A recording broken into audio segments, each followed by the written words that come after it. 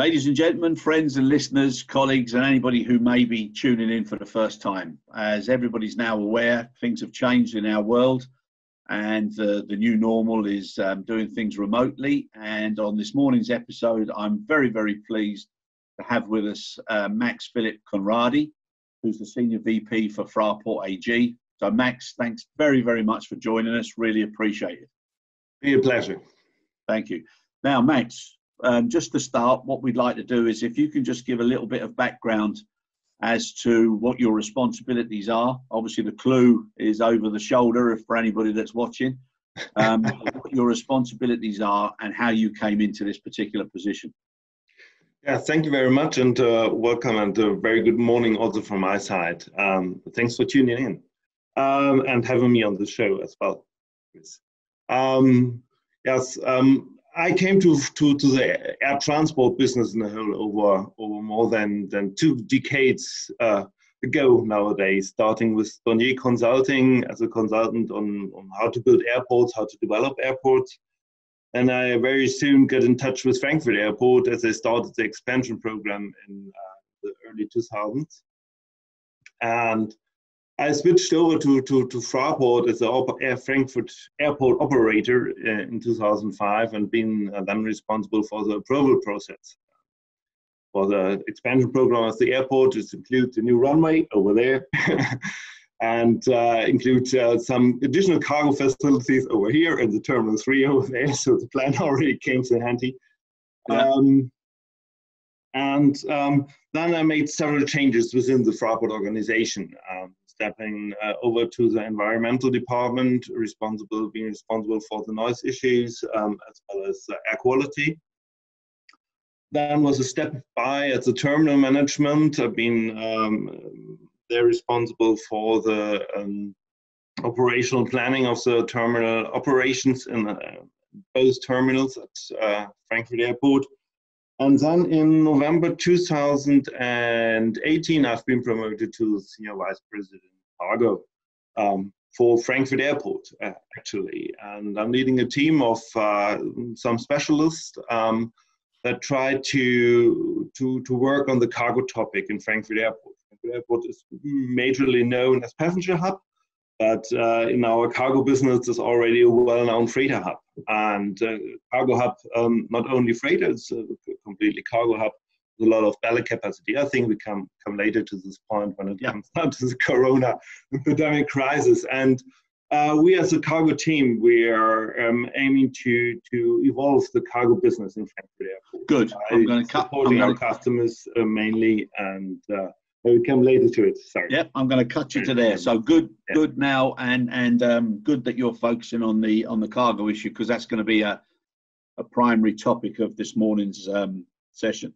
Now, Max, airports, developing airports. Now, with the current situation the way it is, I'm a big believer now that there's going to be a very, very new normal.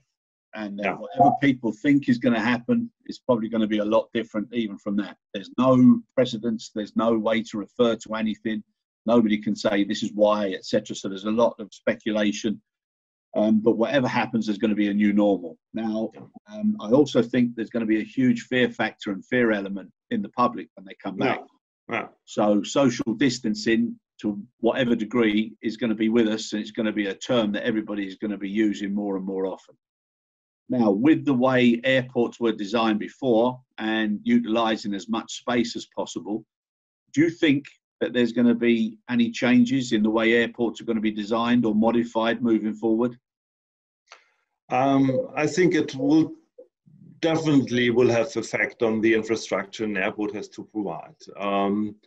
I think habits will change, and it will change and more the longer the crisis and all the lockdown measures are taken or left into place. And so I think will be a kind of an incubator for doing things differently in future times. And it will rushing already beginning developments like biometric registration within the terminals. So we are also launching additional projects that get additional funding and additional staffing to launch a project like that to enhance terminals to become less contact in between our staff and passengers and so on. But it will affect the way of how we travel maybe in the future as well, especially in business travel, as we are doing this interview remotely. I think a lot of negotiations will go on remotely, way maybe not on the start and maybe not in the final when it's get any signatures under a complex treaty or something like that. But in the meanwhile, when there's chit and chat about different paragraph or articles on such a treaty, there have been remote meetings, and therefore I think that the demand of business travel will be underneath the level that we've seen before, and even maybe just only for 1 or 2 years, but short and midterm, been passenger transfer or passenger needs, or not, I call it for holiday purposes, leisure travel. There we go. Leisure travel. I think there's going to be there's going to be huge changes. Now, one of the things you're talking about biometrics and everything. Now, I remember when the bomb went off in Brussels. I was actually there at the airport. And and then we had to drive to Amsterdam to transfer back to the Middle East. And one of the things that I recall when I went back to Brussels was the pre-entrance area to the terminal. Yeah. And it was done very quickly. It was done very efficiently. Lots of people were frustrated by it, but at the end of the day, it was for the right reasons. But what they had a pre-screening before you even went into the terminal to go to check-in. Now, do you think there'll be a similar issue with regards to the effects of this particular virus? That people will want to have certain levels of health certification, or if you've had it, you're on a green pass. If there are certain other restrictions, etc., so that people will actually be screened before they come into the main populated areas, and also before they get into check-in.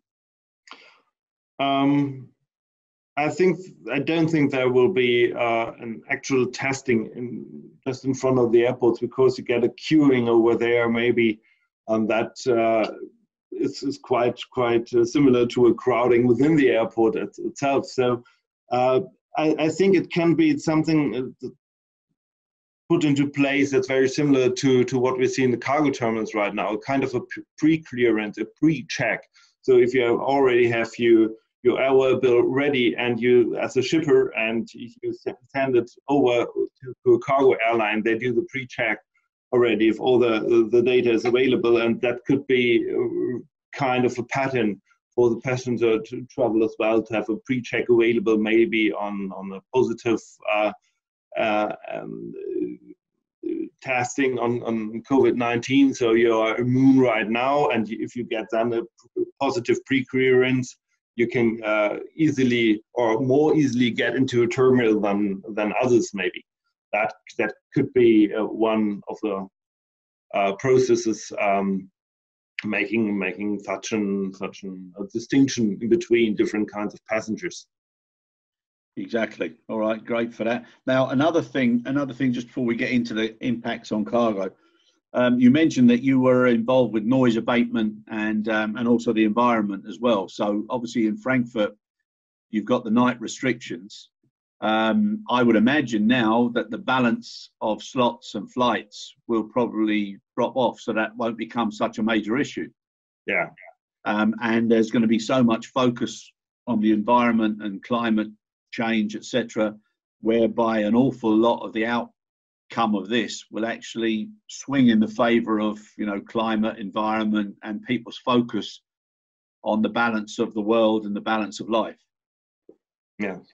Yes, it's, for this year, all the different noise limits that are in place at Frankfurt Airport as well, they're easy to stay within. With so few aircraft movements, down from 1,800 to around 200 movements a day. this is on normal summer days what we did in 2 hours. So Yeah. that's also affecting the noise levels as well. And yeah, but for me, as a person who loves air transport, who loves airports and loves aircraft, it's quite sad to be within a garden at home and don't hear any aircraft noise while living around the airport. It's a quite different scene and makes it like a zombie movie or something like that, when everything stands still, the cars moving around, no aircraft flying around, and there's like a kind of a horror scenario. Yeah, For me, yeah. It certainly is a big changer. Now, what? Obviously, you've got a huge amount of personnel. What's the total amount working for you guys, and then also at the airport? In Frankfurt, there I think 22,000 employees working for Frankfurt Airport, and taking together all the stuff that's working at the airport for Lufthansa, for the authorities, for the cargo handling agents, and so on. There are more than 85,000 people working in the airport at normal times, but in these times, at least 18,000 of our employees are working short time nowadays, and at different levels, up to 100% short time. So they're completely at home, with cottage in their salaries as well. Yeah. Not 100%. They get just a cottage of 20%. So they leave with an actual 80% of the salaries left. Because we want to lose the staff, we think that the airline industry and aircraft industry will gain back their strengths in the next months. But in the meantime, we have to cope with this huge impact, and this is one of the reactions we took in place. Okay, so what you're obviously now just jumping ahead now, you're thinking ahead from a business continuity, that you need the people that have already been trained, you need the specialists, you don't want them to go anywhere else, and you want them to come back. Yes, of course, they get they're specialists on so many fields like CIV, pharma handling, pharma specialties, or having their different licenses, as well as security background checks, and we don't want to lose these people. They are experts in running this airport, and therefore we don't want to lose them. And that's not only us thinking this way. A lot of companies working at the airport are taking their people in short-time leave. It's been proposed by the federal government. It's a very good kind of keeping the workforce alive for the companies, and giving relief to the companies as well. And can I ask you something now? Obviously, everybody is looking, whether they're experts or not, they're looking at the trends and the numbers and the statistics and trying to read from it something that makes some sense. And obviously at this particular time, I think it's appropriate to, as we try and do in every podcast, just give an awful lot of respect and recognition to everybody who's within the care areas of the population, all those care workers and nurses, doctors, fire brigade, police, the cleaners, everybody that's doing things that are so necessary, transport workers. It's an incredible thing that they're doing, and I think everybody now more than ever appreciates what they're doing, and should do, quite rightly so. So the shortfalls that happened previous to this particular epidemic, please God, will be addressed from political and government and every perspective, and not go back to the, cut, cheat, because it's proven that you can only go so far. So hopefully some values will come back.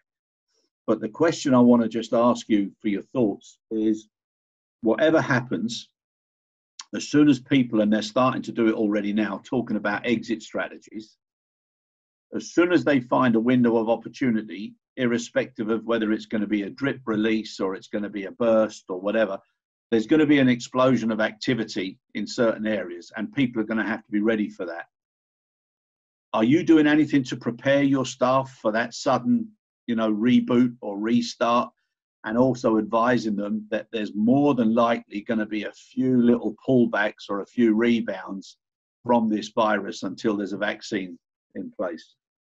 Yeah, we're handling in two fields. One thing is that we communicate at a quite more often and a higher pace to give more information, even though from our own medical staff that we have at the airport, to give more information about precaution measures to be taken at work or at home, and just to give more informed decisions, or to make informed decisions more likely to be done by our employees.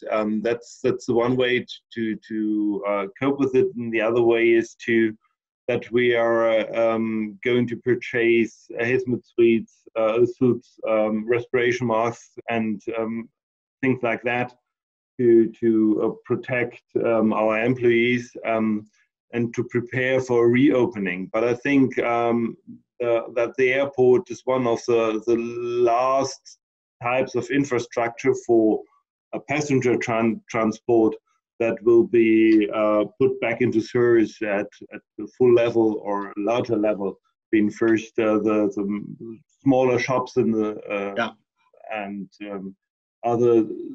other kinds of businesses where you can keep people apart.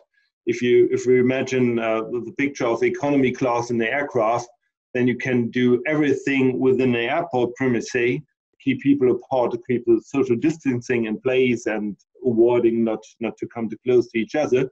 But in the moment when you're boarding on a plane and then stuck together in the plane for 6, 7, 8 hours in such a dense seating, every measure on the land side, it's ridiculous. So if you took the whole picture of the whole air transport process, I think it's one of the last thing that's been regaining its normal speed and normal regulation part. That's why I think in the early stages of coming back on flying, there will be some sort of screening priority or criteria, just to let people have some sort of stable approach to it. Now, another thing that you just mentioned there about whether or not it makes sense to do social distancing front end, middle end, or at the back end, or what the effects are on the lounges, and at some critical points, especially the lounges where you can pay to get in. Sometimes they're so busy. You think there'll be changes in the way they're designed as well, and the numbers of attendees, etc.? I think the number of attendees is the most likely thing we see at first to avoid an overcrowded place. When it comes to changes in infrastructure and having the Frankfurt Airport infrastructure in mind, it's quite difficult to construct there any additional infrastructure that for separations or increase the space for the lounges. It's been very well fitted in the terminal infrastructure, and there are a lot of fire regulations in place that limits us in how to rebuild within the terminals to keep the escape ways in place and something like that. So on the constructional side, we are very, very limited in how to react to something like that and getting regulation on how many people per square meter you are allowed to have. So there been more processes on how to let people within different rooms or different parts of the terminal. And then there have been pre-checks or checks where you just count people or something like that to handle these issues. I don't know, there's probably people out there now already looking at how they can link AI to the CCTV and put certain limitations and show how the heat zones are in areas. So I'm sure that will be coming out very soon. It's a thing that we've tested in Frankfurt as well. We used a kind of a drone in the Terminal 2 and to get just an overhead video shot of the crowd within the check-in area, because we got limitations by the authorities how many people, due to fire protective reasons, has to be within the check-in area in Terminal 2. And they, in some cases, have been wide crowded, and we as an airport operator have no clue how many people are within this place, and therefore we try to get a kind of a prediction on how the crowd is behaving and about the number of the crowd. So with aerial pictures, as you perhaps know from counting animals in the Serengeti, perhaps you can look up in different several pieces of the picture, and you count there 3 or 4 people, and then you multiply it with the number of space within the terminal area, and therefore you can make a recalculation on how many people there within. And so I totally agree. There are already, I'm sure that there are more sophisticated ways on how to count via AI and using the CCTV. But it's been an early approach, and it worked out quite well for us. Yeah, no, I'm pretty sure that's going to be coming, and there'll be systems. There'll be like buzzers or alarms or announcements, saying please look around. You need to be blah blah blah. Yeah, so I'm sure that's going to happen. Now, with the employees working from home, have you seen positivity from the productivity and from the the responsibility that each individual has taken with the opportunity to work from home? In my eyes, everyone takes it a little bit differently. Often it's compared with working short time as well. So in general, the situation makes my team members that I send into home office as well more worried about the future of the airport, the future of the air industry as a whole. So they're not glad to be at home and just want normal times back, more likely than do the home office. But we tried out as a company the home office work even earlier than this crisis, this pandemic. So we already got some very good experiences with doing homework. When you get more concentrated work to do, more thinking by yourself and not this much interacting within the team, and you can step back from the office, stay at home, do your work you have to do, work on it very, very with the quietness you need to have your own thoughts put on a paper or put in a Word document, and then you have the ability to choose to work at home or work in the office, and this flexibility that they can gain additional productivity from.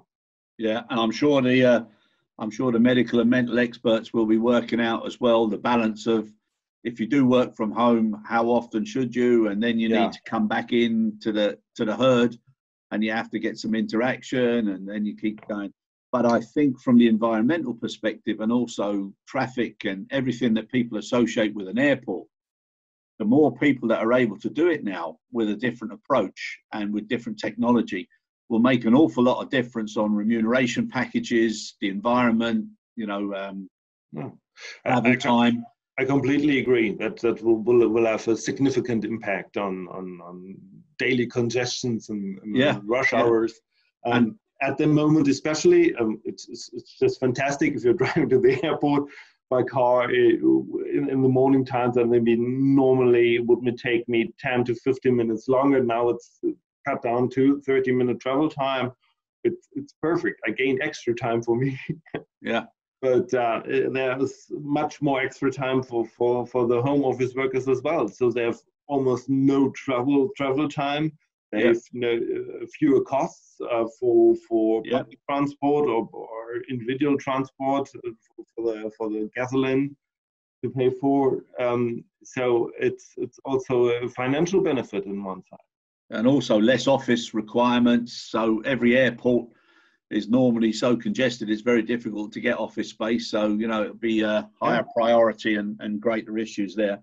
Another question now, when the general public and most people, this has been a huge shock, a huge surprise. From a political perspective, maybe things should have been done quicker, but that's a difficult situation to balance. But when people do now start getting back, the fear and the anxiety is going to be something that's going to be hitting the conversations and the discussions.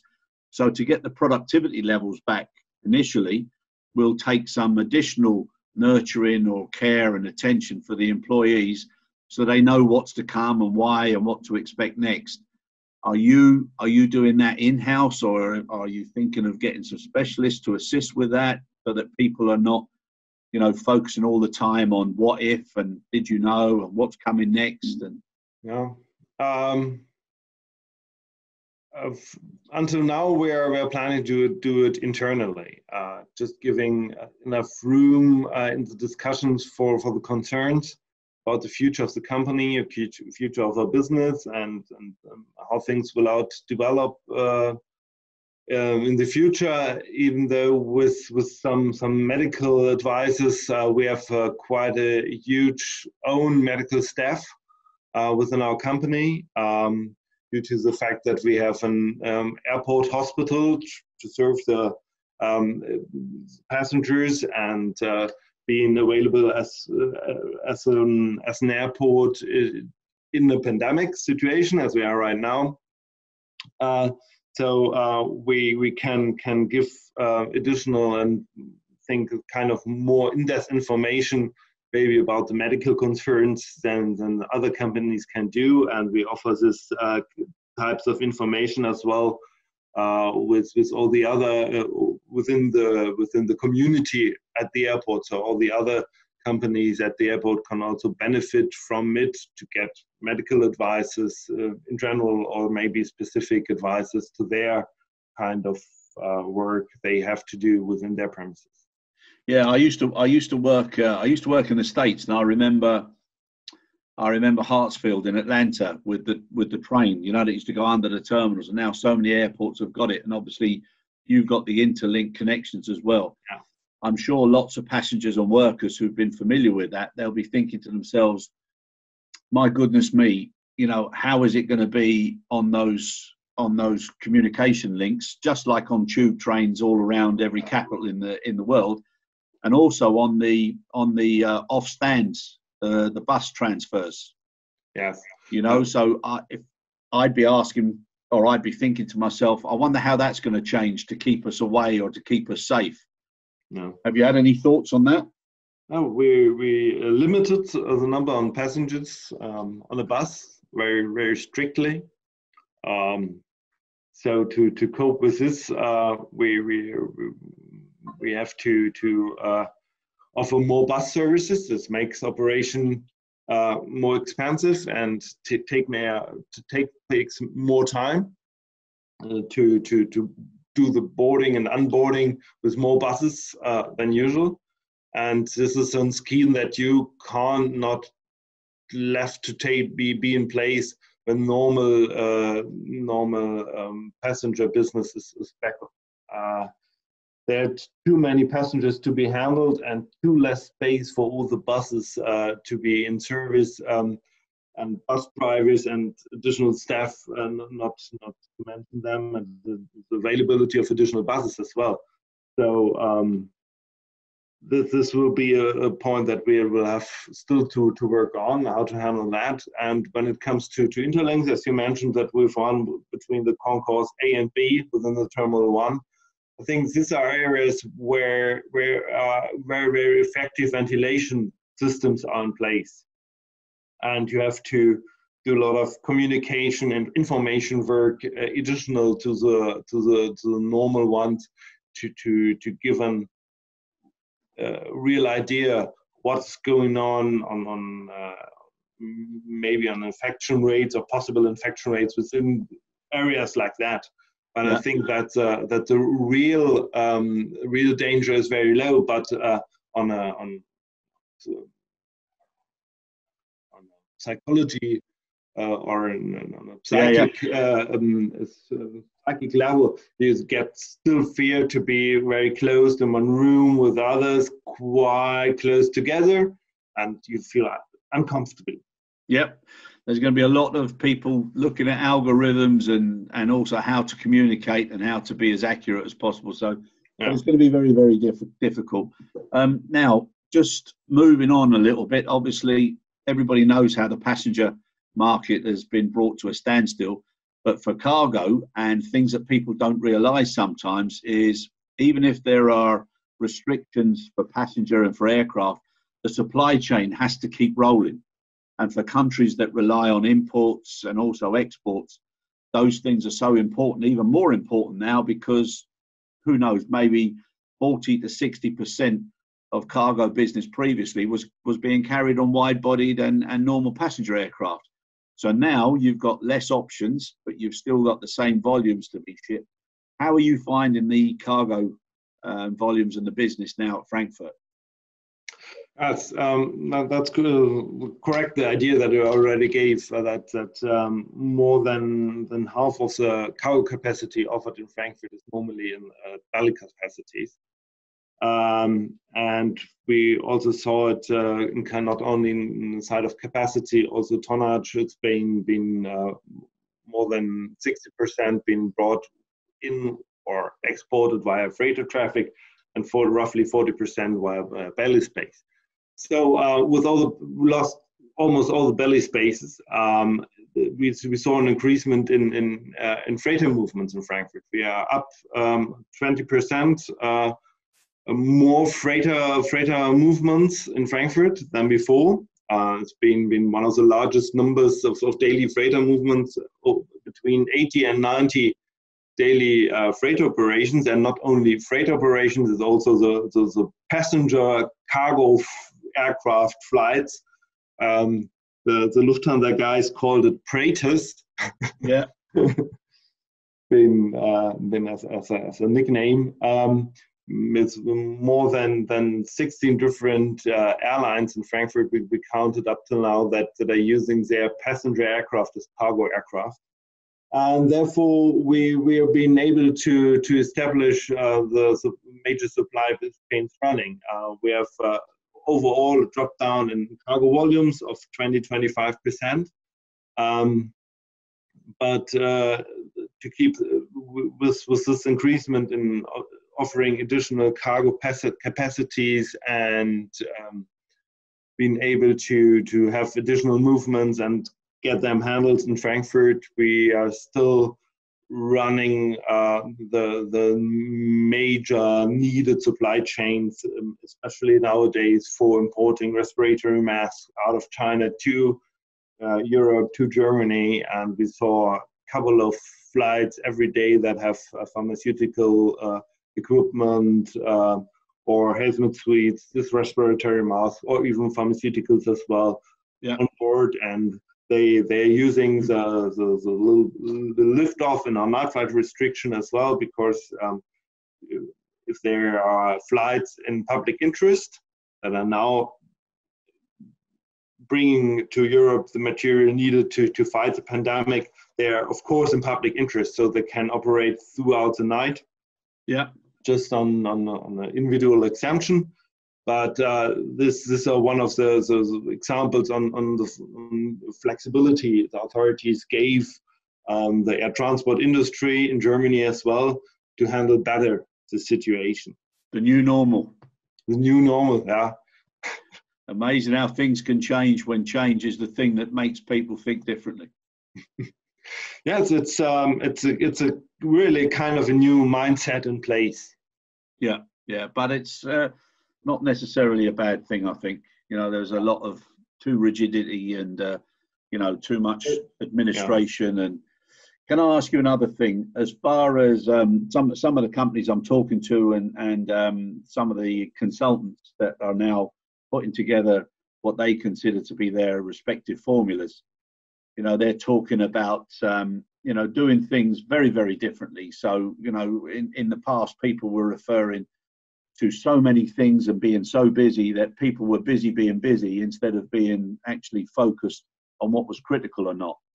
So are you now breaking things down in a more mathematical or a more focused approach, like critical, important, recommended, and anything that's below a certain line, legacy waste, just dropping it? Yes, we changed the way we work, of course, and reshifted our priorities as well. But I think it's only kind of a normal crisis reaction for the moment. It won't last this long. It helps us to focus on the most needed points right now. Who needs some prioritized handling, or what is the more important to do right now. But I think this is crisis mode that we are in now as an airport as well. It will change us back in when the new normal becomes kind of normal handling, or slightly switching back to the former normal but our word before. And then I think then we can get a reshift in mindsets as well. Maybe we can keep some of the very good ideas that we get into this crisis and take them with us and bring in it to a new, changed, better, new normal again, and have a lot of lessons learned and known more about flexibility and how to handle in crisis times. And but I think the longer this crisis or this lockdown lasts, additional 1 or 2 months, the more we get into habit in this new kind of working, new kind of action. And the more likely we take this learned new patterns with us in the future.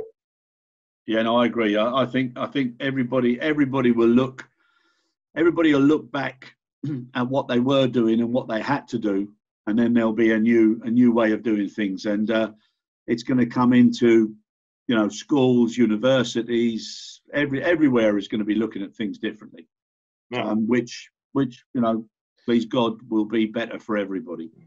Now will push us, give us additional push in the digitization topic as well. Hugely. Yep. All the skeptics and the feet draggers now, they're going to have to get behind it and push it and accept it and make sure it goes the way it should do. Now, please continue. Yeah. Please, now, before we finish, what I'd just like to ask you is, if you were able to wave a magic wand, what 3 things would you like to see being different at the end of this?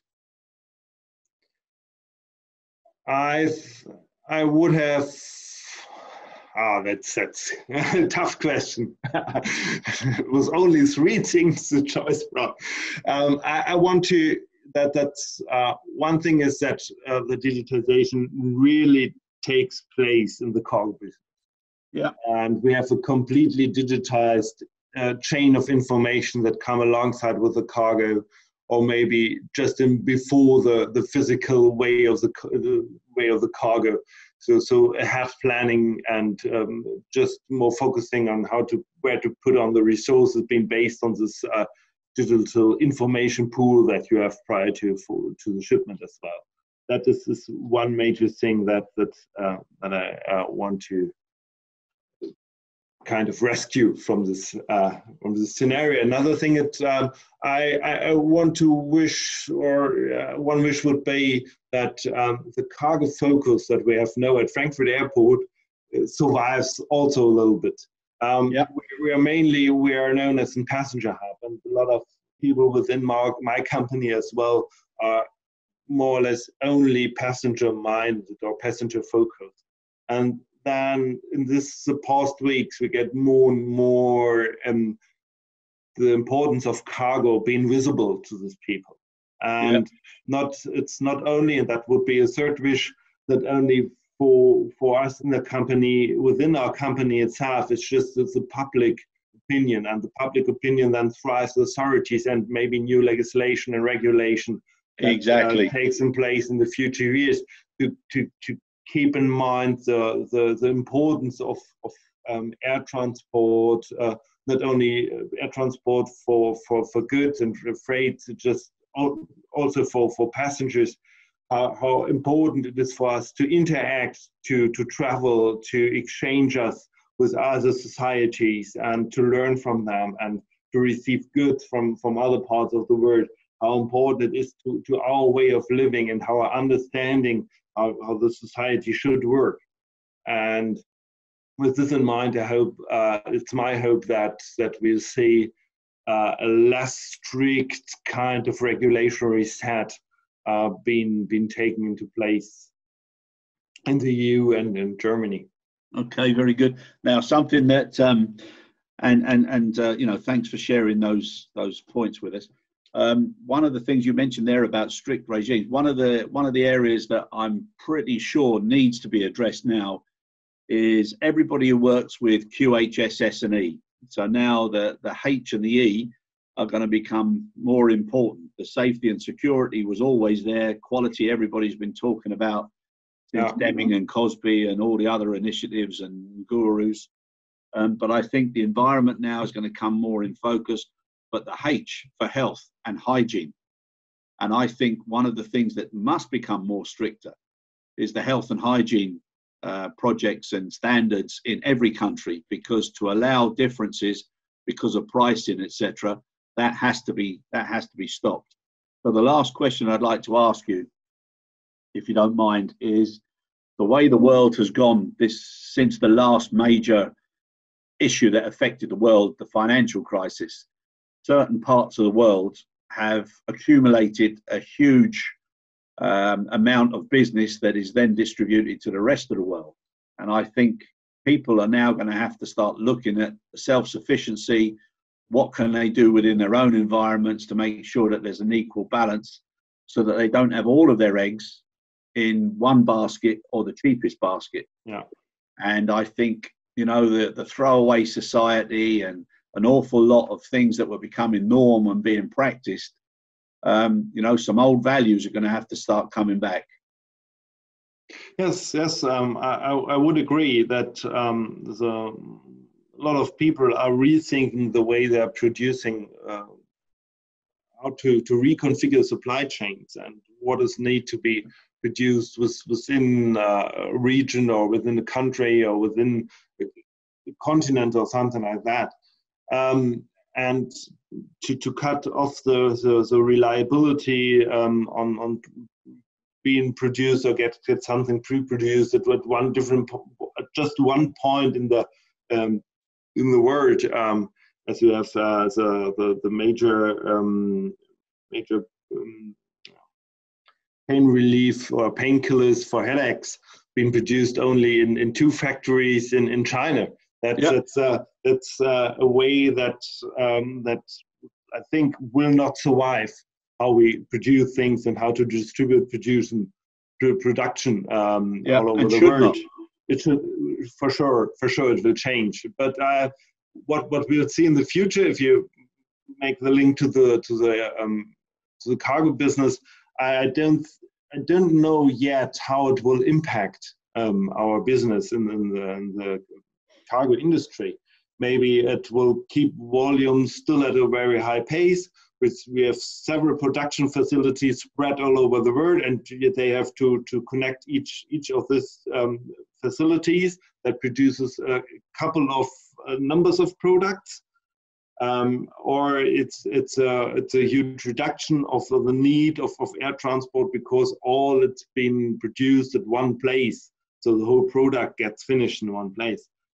I don't know which scenario is likely to happen, but we're for sure we'll see a different type of production, a different type of thinking about how stocking goods will be done back to